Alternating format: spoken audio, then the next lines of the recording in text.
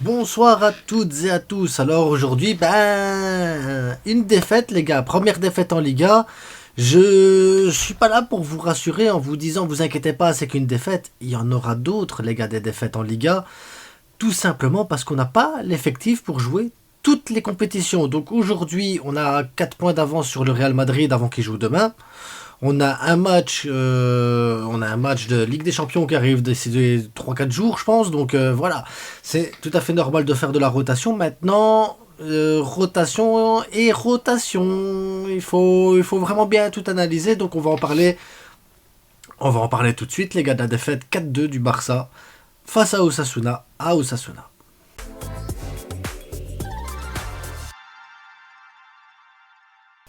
Donc Hansi Flick nous a concocté une formation. Waouh. Waouh. Tu savais déjà, quand tu as vu la formation, tu t'es dit ouh. Osasuna qui n'a pas perdu un seul match à domicile. Toi, tu viens avec ton équipe Z. Waouh, la défense centrale, les gars. Sergi Dominguez, Koubarsi, ça va pas, Koubarsi, tu vois que Koubarsi, ça va quand même, tu vois, mais Sergi Dominguez, les gars, si on commence par là, l'alignement, le physique, sortie de balle, c'est compliqué. Ton côté gauche défensivement, Gérard Martin, Gérard Martin, ouh, et Koundé à droite. Alors, si on commence par la défense, parce qu'on va commencer par la défense, comme on fait dans les avant-matchs. Euh, Moi, j'avais mis en avant-match, je m'étais dit, mais je vais mettre Koundé dans l'axe, comme ça, t'as toujours un joueur d'expérience quand même dans l'axe avec Koubarsi. Ben, ça aurait été pas mal en fait, hein, de mettre Koundé dans l'axe et t'aurais mis Hector Ford à droite. Ou pire des cas, tu mettais. Je sais pas, parce que là, franchement, le problème c'est que tu pouvais mettre Hector Ford à gauche aussi, hein, tant que tu y étais, parce que Gérard Martin, les gars, tout est passé par là, un boulevard. Côté gauche, le côté gauche. Oh, le côté gauche. Et après, évidemment, comme ça passe bien sur le côté gauche, comme ça, quand t'as un Dominguez qui suit pas bien, qui est truc. Oh, aïe, aïe, aïe, aïe, aïe, aïe, aïe. Le gruyère total. Après, si t'avais un gardien derrière qui pouvait faire des arrêts, ça aide, tu vois, mais, mais, mais t'as pas de gardien. Donc, Iñaki titulaire, il arrive quand Chesney, il arrive quand Chutui? Parce que, waouh! Waouh! J'ai pas envie de dire, hein, le quatrième but de Sasuna, il est magnifique, le quatrième but de Sasuna. Magnifique. Mais avec un gardien, ça rentre pas normalement. Ça doit pas rentrer.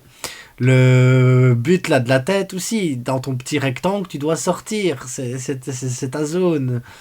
Le penalty, c'est le penalty. Voilà, tu as choisi le bon côté. Mais voilà, j'ai pas envie de tomber sur Iñaki. On sait que voilà, Chesney va arriver, il va prendre sa place. Je pense que voilà, c'est bon. Il n'y a pas besoin de débattre plus que ça. Il n'y a pas besoin. Il n'y a pas besoin de débattre plus que ça. Bref, ta défense centrale était catastrophique. Ton côté gauche était inexistant. Inexistant. Ensuite, ton milieu de terrain. Donc, tu mets Garcia en 6, tu mets Pedri, tu mets Pablo Torre.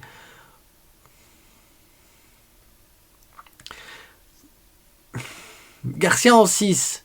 Je vais pas lui tomber dessus. Pour la simple et bonne raison que pour moi, il a essayé de colmater la défense centrale qui fonctionnait pas. Et il a essayé de jouer son rôle de 6 à remonter les ballons.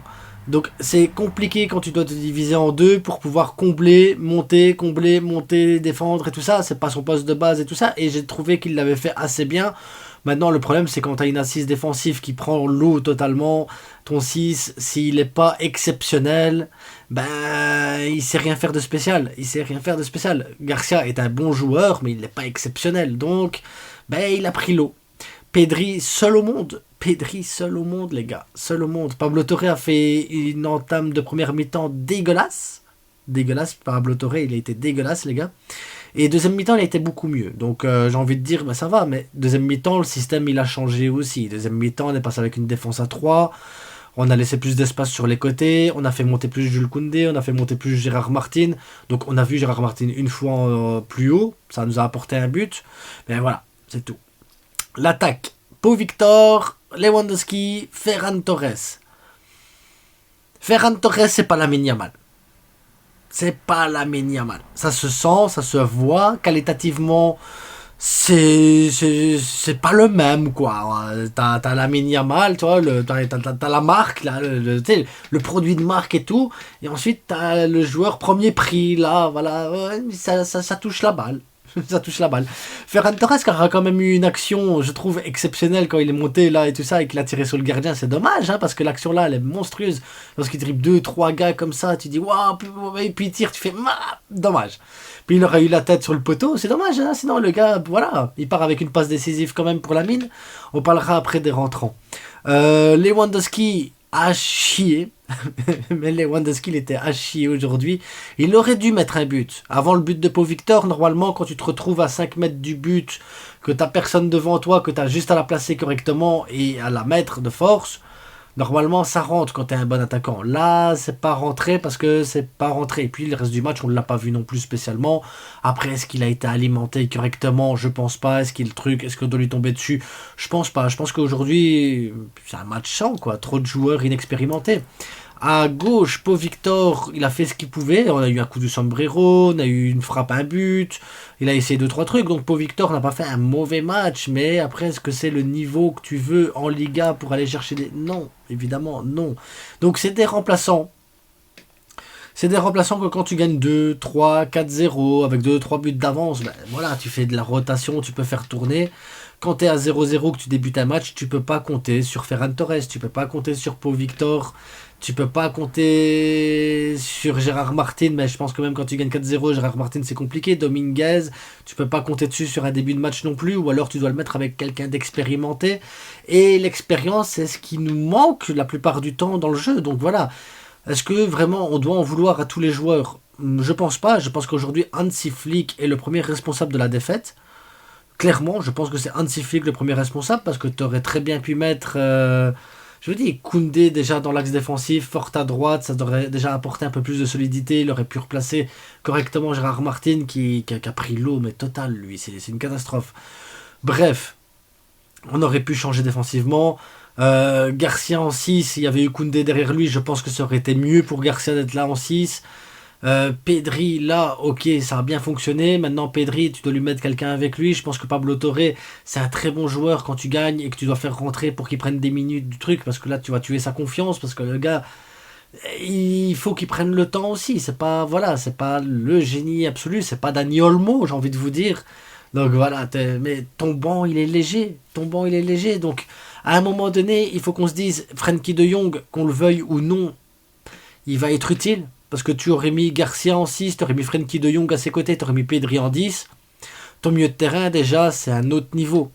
On peut parler d'Aroro, qu'on veuille ou qu'on le veuille pas, que c'est compliqué, que pas compliqué. Tu aurais eu Aroro à la place de Dominguez. Ça change tout. Ça change tout. Je suis désolé, ça change tout. Donc, à un moment donné, voilà, les blessures, tu vas en avoir besoin. Les retours de blessures, tu vas en avoir besoin. Petite pensée à Ansu Fati, que j'aurais bien voulu voir à la place de Ferran Torres en 9 à un moment donné. Je me suis dit, tiens, ça serait pas mal de le voir là en numéro 9. Ben voilà, t'as pas de doublure à Rafinha, t'as pas de doublure à Lamine Yamal, réellement. Donc t'as besoin de tes joueurs-là. Robert Lewandowski, s'il est pas servi, tout ça, c'est compliqué pour lui de mettre un but. En plus, quand il est pas servi, il est frustré, donc il dézone énormément. Quand il dézone, il sert à rien, parce que qualitativement, balle au pied, c'est pas son truc. C'est contrôle de balle, c'est 6 fois trop long, ces trucs c'est trop long. Et voilà, qu'est-ce que tu veux faire? Aujourd'hui, Hansi Flick s'est trompé. On perd 3 points. On perd 3 points. Hansi Flick s'est trompé. On a notre première défaite en championnat. Est-ce que c'est la fin du monde? Non. Est-ce qu'on savait qu'on aurait du mal à certains moments? Oui. Est-ce qu'il fallait faire tourner? Oui, évidemment. Inigo a trop joué. Il fallait faire tourner. Casado, il faut le protéger aussi. On en a besoin. Parce qu'on a un match de Ligue des Champions. Si on n'avait pas perdu contre Monaco, peut-être qu'on aurait fait moins tourner aussi. Mais cette fois-ci, tu as besoin de Lamine Yamal. Tu as besoin de Rafinha. Tu as besoin de Lewandowski. Tu as besoin de Casado, Pedri. T'as besoin de tous ces joueurs-là. Tu as besoin d'Inigo Martinez. Donc voilà, je sais qu'à un moment donné, on va se dire, ouais, mais c'est trop de rotation. Mais tu as besoin de cette rotation. Tu perds des points. La rotation, pour moi, était mal faite quand même. Mais voilà, Osasuna a fait son match. Budimir a fait son match, Zaragoza a fait son match, Osasuna a très bien joué, le 4e but d'Osasuna monstrueux, le 2e but de Lamine Yamal, Si on peut retenir un truc, les gars, le but de Lamine Yamal, il est monstrueux. Monstrueux. Enfin bref, on va pas rester 3 heures sur cette défaite. Je vais mettre un post sur Instagram, donc si vous avez des questions à poser, posez vos questions. Je vais mettre un post sur YouTube, si vous avez des questions, posez des questions, j'y répondrai demain. Donc demain, la vidéo sortira à mon avis vers 13 h. Donc c'est là, à l'instant, tout de suite qu'il faut répondre, à poser les questions. Et on se retrouve demain pour la FAQ, les gars, parce que, bah ouais. Première défaite, et je suis pas inquiet. Parce que c'était couru d'avance qu'à un moment donné, on aurait cette défaite, les gars. Donc, calmez-vous, n'ayez pas la haine, n'ayez pas de rancœur. Pour moi, les joueurs ne sont pas spécialement fautifs, le choix de l'entraîneur. Et pour moi, le premier responsable, c'est Flick. Je crois qu'il découvre la Liga et il se rend compte que même les plus petites équipes de Liga ou les équipes moyennes de Liga jouent au foot et savent comment exploiter des espaces, savent comment jouer et savent comment déjouer certains trucs. Nous avons quand même une Liga très compétitive, même s'il n'y a pas l'air depuis le début de saison, mais voilà. Petit mot à l'arbitre aussi, le deuxième but aurait dû être annulé. Mais bon, on va pas parler de l'arbitre ici sur la défaite, ça sert à rien parce que de toute façon, Osasuna méritait clairement leur victoire. Donc, bonne soirée à tous, abonnez-vous, likez, partagez et on se retrouve demain. C'est que du foot, ciao.